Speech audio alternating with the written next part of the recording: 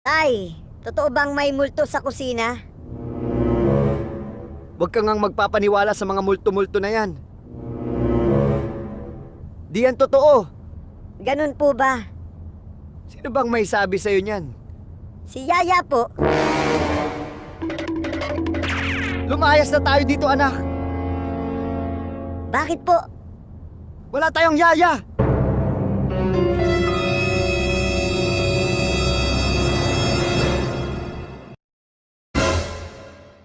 Nay! May multo sa bahay natin! Tigil-tigilan mo nga ako dyan, Bobber. Walang multo. Di yan totoo. Totoo! Sabi ni tatay umalis na daw tayo dito. Bobert, ilang beses ko bang sasabihin sa'yo na wala na ang tatay mo? Matagal na siyang patay.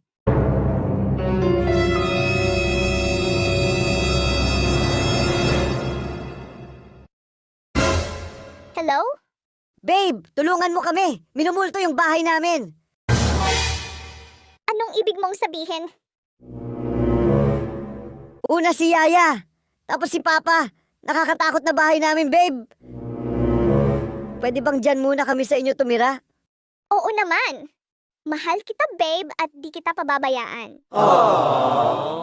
Salamat, babe. Oo nga pala.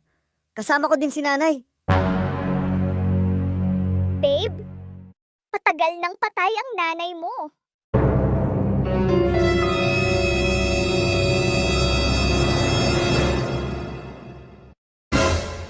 O pre, anong nangyayari sa'yo? Ba't ka tumatakbo? Pre, sinusundan ako ng mga multo. Ha? Anong ibig mong sabihin? Una si Yaya, tapos si tatay. Nalaman ko na lang pati pala si nanay multo na din.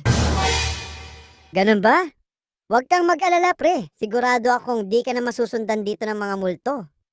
Kung gusto mo, dun ka na muna sa bahay namin tumira. Salamat, pre. Pero dun muna ako sa girlfriend ko tutuloy. Pre, wala na ang girlfriend mo. Ha? Patay na din yung girlfriend ko? Hindi. Buhay pa siya.